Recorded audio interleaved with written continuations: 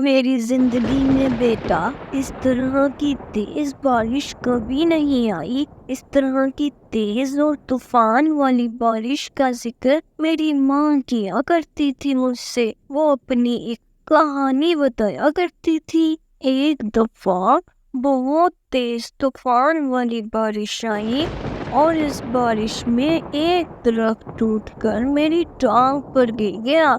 मेरी टांग टूट गई।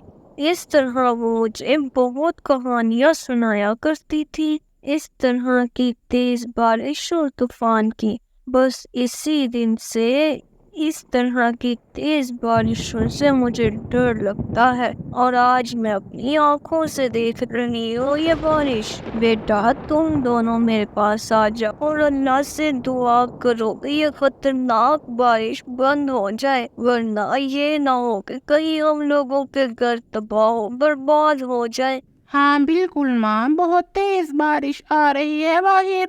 मुझे भी बहुत डर लग रहा है। अरे हाँ माँ, मुझे भी बहुत डर लग रहा है। बहुत तेज बारिश है बाहर। अरे माँ, मुझे बाहर बहुत ज्यादा पानी नजर आ रहा है जो कि हमारे घर तक पहुँचने वाला है। चले बाहर जाकर देखते हैं कहीं हमारे घर की ना आ जाए।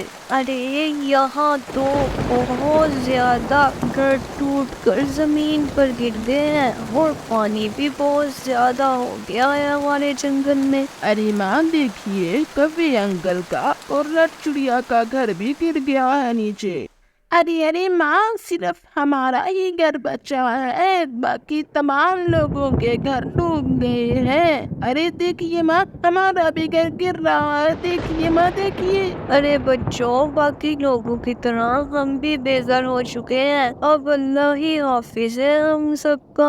अरे माँ, मेरे पास एक आइडिया है, अगर आप सुनना चाहें तो मैं बताऊं। जी जी मेरे बेटे, बताओ मुझे क्या बात बताना चाहते हो, मैं सुन रही हूँ तुम्हारी बात। अरे माँ, मेरे पास ये आइडिया है कि हम इस जंगल को छोड़कर दूसरे जंगल में चले जाते हैं, जिसकी कहानियाँ आप मुझे सुनाया करते हैं कि वो जंगल बहुत खूबसूरत और हरा भरा है। क्यों ना हम वहाँ चले जाएं? अरे जी बिल्कुल माँ, मुझे भी ये आइडिया बहुत अच्छा लगा है। आप दूसरे परिंदों से भी बात कर लें, शायद वो भी हमारे साथ जाना चाहें।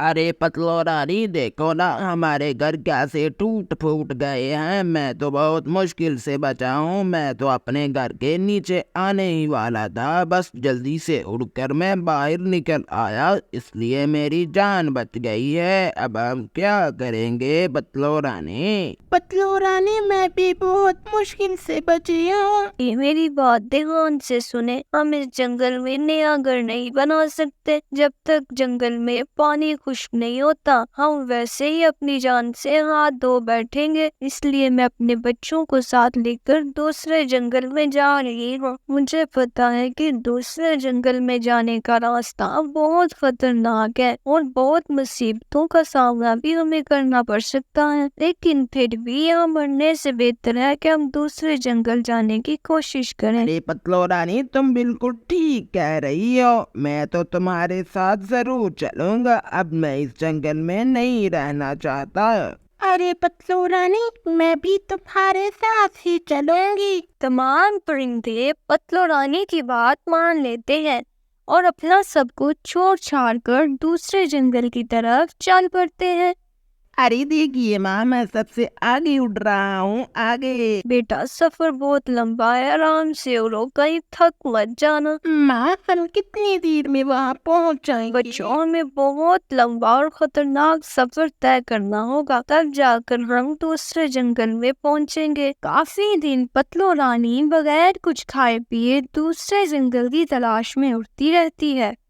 काफी ज्यादा सफर करने की वजह से पतलो रानी के बेटे की तबीयत खराब हो जाती है। अरे यहाँ पर रुककर थोड़ा सा आराम कर लेते हैं, मेरे बेटे की तबीयत बहुत खराब हो चुकी है। वो सामने घर है, चलते हैं। और मुसाफिरों, क्या हाल चाल है तुम लोगों का? लगता है बहुत लंबा सफर तय किया है तुम लोगों ने। बताइए, मैं क्या मदद कर सकता हूँ आप लोगों की? कबूतर भाई, हमारी सिर्फ इतनी सी मदद कर दे कि मेरे बेटे की तबीयत बहुत खराब हो चुकी है। हमें सिर्फ आज की रात अपने घर गुजारने दे, हम सुबह सुबह चले जाएंगे। अरे ये भी कोई पूछने वाली बात है? मैंने अपना घर यहाँ इसीलिए बनाया है कि आते जाते मुसाफिरों की मैं मदद कर सकूं। मदद करने में मुझे बहुत मजा आता है। चले चले घर चलते हैं। और तो अब मुझे बताइए कि आपका यहाँ पर आना कैसे हुआ? कबूतर भाई, हमारे जंगल में तूफान और खतरनाक बारिश आ गई थी, जिसकी वजह से सब घर टूट गए। हमने फैसला किया कि दूसरे जंगल में चले जाते हैं। अब उधर ही जा रहे हैं और रास्ते में बेटे की तबीयत खराब हो गई। ओ, तो ये तो आपके साथ बहुत बुरा हुआ है। मुझे बहुत अफसोस है कि आप लोगों के घर टूट गए हैं। चले, अब आप आराम कर लें। मैं सुबह आपको बताऊंगा कि अगला जंगल यहाँ से कितनी दूर है। तमाम लोग गहरी नींद में सोए हुए होते हैं। आओ, तो यहाँ पर किस चीज की खुशबू आ रही है? ओह, यहाँ तो कोई बीमार बच्चा है। कितनी प्यारी खुशबू है इसकी। लगता है मुझे बहुत मजा आने वाला है आज नाश्ते में। कि एक जिन खामोशी से आता है और पतलो रानी के बीमार बेटे को उठाकर अपने साथ ले जाता है। अरे कबूतर भाई, मेरा बेटा नहीं मिल रहा। वो कहाँ चला गया है? वो तो कहीं जा ही नहीं सकता। मैंने हर जगह देख लिया है, वो मुझे कहीं नहीं मिला। अरे पतलो रानी, तुम इतनी टेंशन क्यों लेती हो? यहीं कहीं खेल रहा होगा। जरा देखो तो सही, बाहर देखो जरा जाकर। मैंने हर जगह देख लिया है। मैंने घर के आसपास भी देखा है, वो मुझे नहीं मिला। अरे रुको रुको पतलो रानी, मुझे कोई स्मेल आ रही है। रुक जाओ। अरे ये तो किसी जिन की स्मेल है। ओ, तो मुझे लगता है यहाँ पर वो खतरनाक जिन आया था और वो तुम्हारी बेटी को उठा कर ले गया है। अरे शैतान का हमने क्या बिगाड़ा था? वो मेरे बच्चे को क्यों ले गया? अरे बतलो रानी, 50 साल पहले यही जिन मेरी बीमार माँ को उठा कर ले गया था और इसने मेरी माँ को खा लिया था। तुम फिक्र मत करो। उस वक्त तो मुझे नहीं पता था कि अपनी माँ को कैसे बचाना है, लेकिन अब मुझे पता है। तुम फिक्र मत करो, मैं तुम्हारे बेटे को कुछ भी नहीं होने दूंगा। वो सामने 3 बड़े पहाड़ हैं बतलो रानी, तुम जल्दी से वहां जाओ। मैं मदद लेकर आता हूँ तुम्हारे पीछे। चले ठीक है कबूतर भाई, हम इस पहाड़ की तरफ ही जाते हैं। अरे जल्दी से जाओ तुम लोग। मैं एक जादुई परी को अपने साथ लेकर आता हूँ जो उस जिन का मुकाबला करेगी। तुम हमारे पीछे ही रहना। अरे अरे भाई, अब सबसे आगे चले भी। अरे शुक्र करो, मैं तुम लोगों के साथ जा रहा हूँ। आखिर पतलो रानी अपने बेटे को ढूंढ ही लेती है। अरे मेरे बेटे, तुम्हें किसने पिंजरे में बंद कर दिया? अरे उठो मेरे बेटे, जल्दी से चले यहाँ से। अब जल्दी से उठ भी जाओ। कुछ ही देर बाद वहाँ शैतान भी आ जाता है। अरे तुम लोग मेरे जाल में खुद ही आकर फंस गए हो। हा हा हा हा। शैतान, तुम मुझे खा लो लेकिन मेरे बेटे को छोड़ दो। वो तो बेचारा बीमार है। तुम मुझे खा लो, मेरे बेटे को छोड़ दो। इसने तुम्हारा क्या बिगाड़ा है?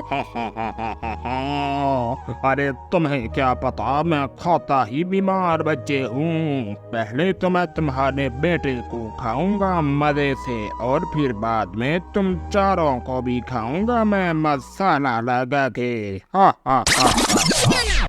अरे परी रानी, मैंने आपको बहुत मुश्किल से ढूंढा है। मुझे आपकी मदद की बहुत सख्त जरूरत है।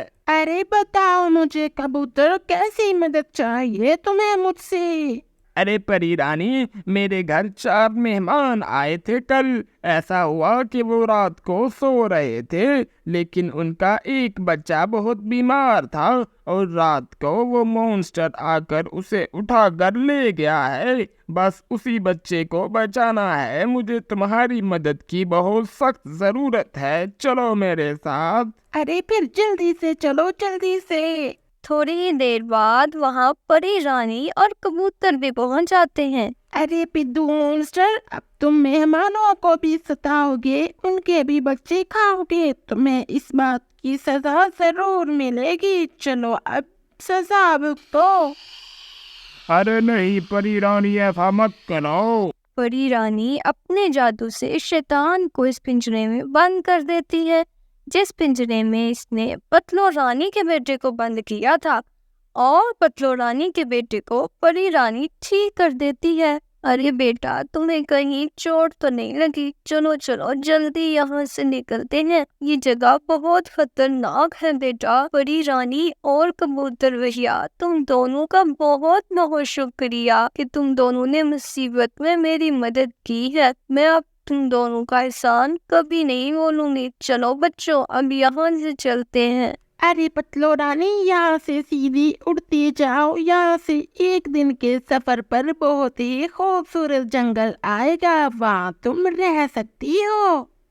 फिर तमाम लोग कबूतर और परी रानी का शुक्रिया अदा करते हैं और नए जंगल में पहुंच जाते हैं। ओहो, मुझे लगता है आप लोग बहुत दूर से आए हैं मेरे इस खूबसूरत जंगल में। जी जी बिल्कुल, हम बहुत दूर से आए हैं और हमारा सफर भी कोई आसान सफर नहीं था। बहुत मुश्किलों भरा सफर रहा हमारा। पतलो रानी, तुम चुप कर जाओ, मुझे बात करने दो इस कवि से। अरे दीदी, हम बहुत दूर से आए हैं इस जंगल की तलाश में। ये जंगल बहुत खूबसूरत लग रहा है। मुझे आते ही बहुत खूबसूरत लगा मुझे ये जंगल। जी वो तो है, हमारा जंगल बहुत खूबसूरत है, आप कहीं भी रह सकते हैं यहाँ। अरे दीदी बिल्कुल, पतलो रानी तुम लोग जाओ अपने घर बनाओ, मैं यहीं पर अपना घर बनाऊंगा। चलो ठीक है कौवे भाई, अब हम जंगल की दूसरी तरफ अपने घर बनाने जा रहे हैं। अब यही खुशी से रहो। अल्लाह हाफिज। तो बच्चों, इस कहानी से हमें ये सबक मिलता है कि हमें मुसीबत में दूसरों की मदद जरूर करनी चाहिए।